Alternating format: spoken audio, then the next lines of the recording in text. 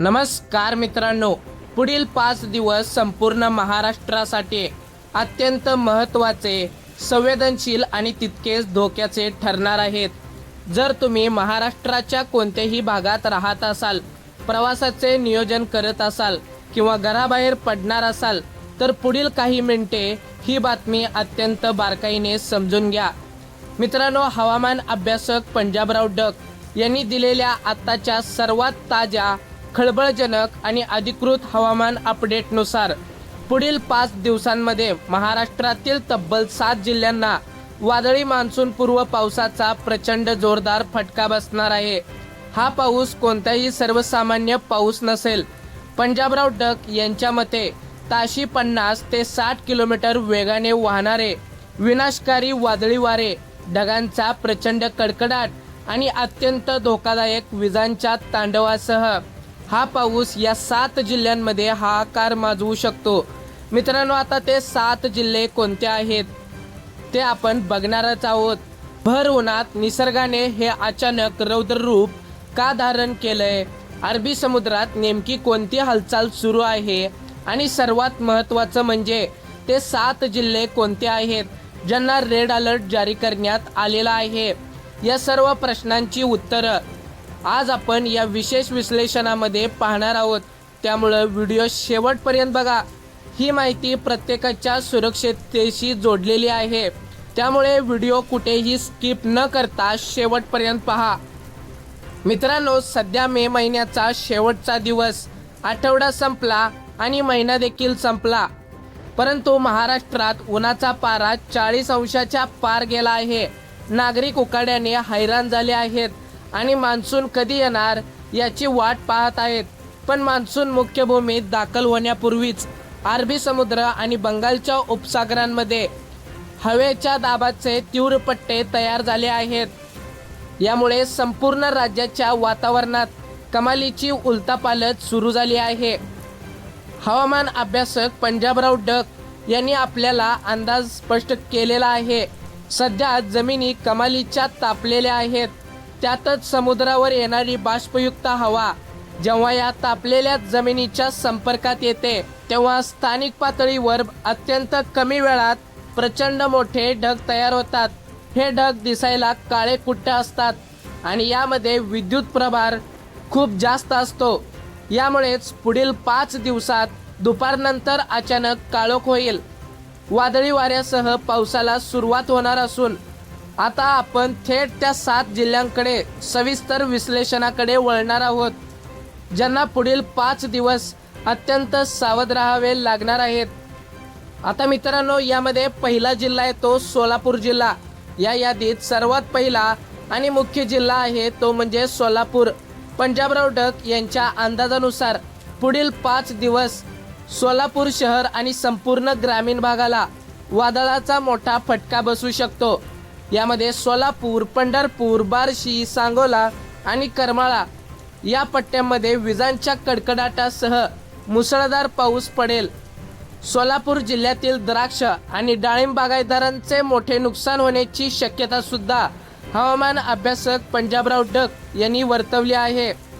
तसेच वादळी वाऱ्याचा वेग सोलापूरमध्ये सर्वाधिक असू शकतो.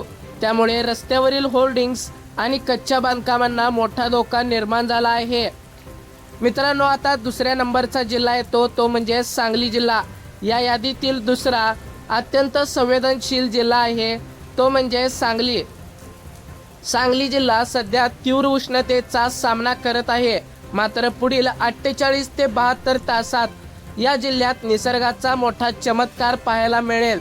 सांगली शहर, मिरज, कुपवाड या नागरी भागांसह तासगाव, जत, आटपाडी आणि विटा या ग्रामीण भागामध्ये सुद्धा विजांचे प्रचंड तांडव पाहायला मिळू शकते. जत आणि तासगावच्या काही भागात किरकोळ गारपिटांची दाट शक्यता हवामान अभ्यासक पंजाबराव डक यांनी वर्तवली आहे. सोसाट्याच्या वाऱ्यांमुळे अनेक भागातील वीज पुरवठा खंडित होऊ शकतो. त्यामुळे नागरिकांनी आधीच पूर्वतयारी करून ठेवावी. मित्रांनो, आता नंबर 3चा जिल्हा येतो सातारा जिल्हा. तिसरा जिल्हा आहे सातारा. साताऱ्याचा भौगोलिक भाग पाहिला तर येथे डोंगरी आणि मैदानी असे दोन्ही भाग येतात. पंजाबराव डक यांच्या मते पलटण, कराड, कोरेगाव आणि खटाव या मैदानी भागात धुवाधार पावसाची शक्यता आहे, तर महाबळेश्वर, वाई आणि जावळी या डोंगरी भागात ढगांच्या गडगडाटासह जोरदार वारे वाहतील. जे पर्यटक सध्या महाबळेश्वर किंवा पाचगणीच्या ट्रेकिंगसाठी जात आहेत त्यांनी पुढील 5 दिवस उंचावर जाणे टाळावे, कारण डोंगर माथ्यावर विजा पडण्याचा धोका सर्वाधिक जास्त असतो. या यादीत 4था क्रमांक लागतो तो दक्षिण महाराष्ट्रातील कोल्हापूर जिल्ह्याचा.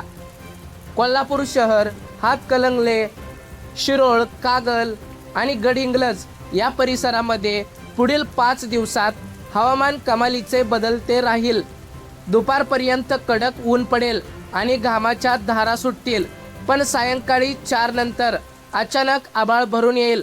कोल्हापूर भागात पाऊस जरी मुसळधार असला तरी वाऱ्याचा वेग जास्त असल्याने झाडे उन्मळून पडण्याची किंवा रस्त्यावरील पाणी साचण्याची शक्यता वर्तवण्यात आली आहे.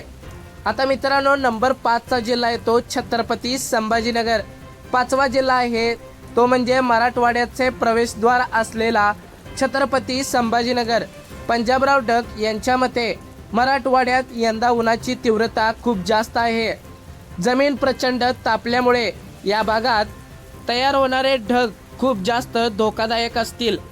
छत्रपती संभाजीनगर शहर आणि आसपासच्या ग्रामीण तालुक्यामध्ये पुढील 5 दिवसात मोसमी पूर्व पावसाच्या मोठ्या सरी कोसळतील. या पावसामुळे हवेतील उकाडा सुरुवातीला वाढेल, पण नंतर तापमान झपाट्याने खाली येईल.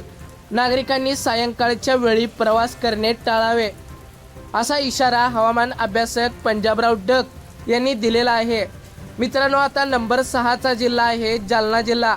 6वा जिल्हा आहे जालना. पुढील 5 दिवस वादळी पावसाचे सावट असेल.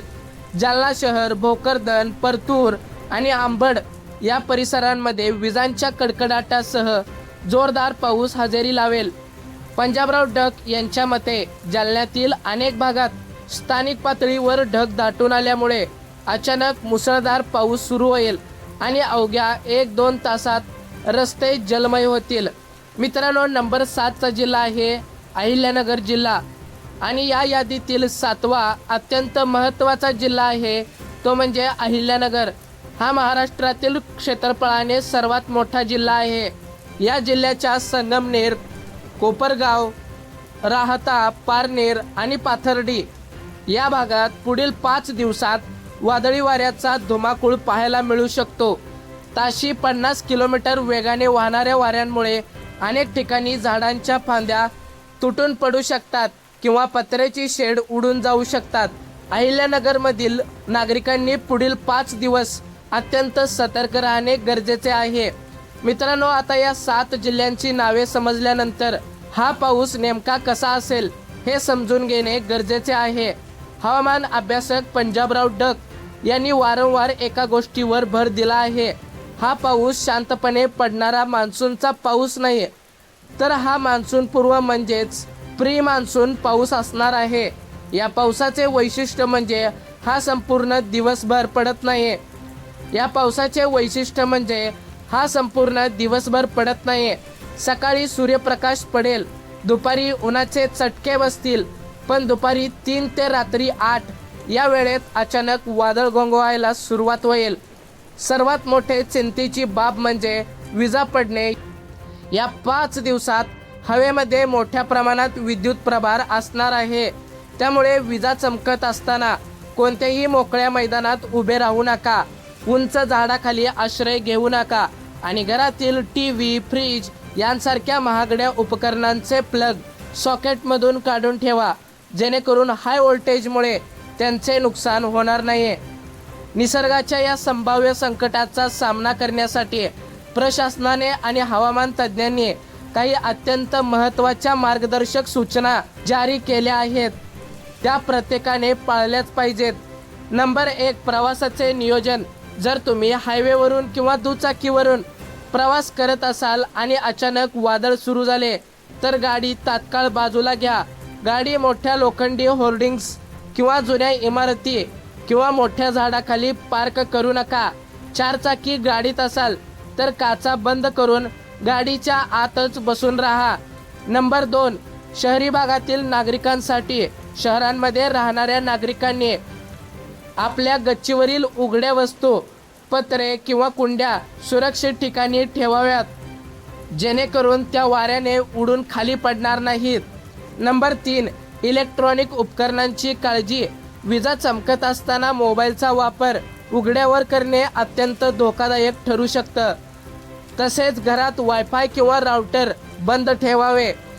आता या 5 दिवसांच्या वादळानंतर आपल्या सर्वांचा हक्काचा मुख्य मान्सून कधी येणार यावरही पंजाबराव डक यांनी अत्यंत दिलासादायक माहिती दिलेली आहे.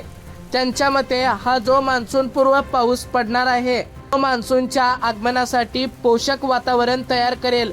या पावसामुळे जमिनीतील उष्णता कमी होईल. जूनच्या पहिल्याच आठवड्यात मान्सून दक्षिण महाराष्ट्राच्या वेशीवर धडकेल आणि साधारणपणे 7 जून ते 12 जून दरम्यान मान्सून संपूर्ण राज्यात अधिकृतपणे सक्रिय होईल. म्हणजेच पुढील 5 दिवसांचे हे संकट संपल्यानंतर काही दिवसातच नियमित आणि सुखद मान्सूनचा पाऊस सुरू होईल. तर हा होता हवामान अभ्यासक पंजाबराव डक यांनी दिलेला महाराष्ट्रातील 7 जिल्ह्यांसाठीचा सर्वात मोठा आणि सविस्तर हवामान अंदाज. निसर्गाच्या या संभाव्य संकटाची माहिती आधीच असणे हीच आपली सर्वात मोठी सुरक्षा आहे. तुम्ही हा व्हिडिओ महाराष्ट्रातील कोणत्या जिल्ह्यातून किंवा गावातून पाहत आहात आणि सध्या तुमच्या भागात हवामानाची काय स्थिती आहे हे आम्हाला कमेंट बॉक्समध्ये नक्कीच कळवा, जेणेकरून इतर नागरिकांना त्यांची माहिती लवकरात लवकर मिळेल.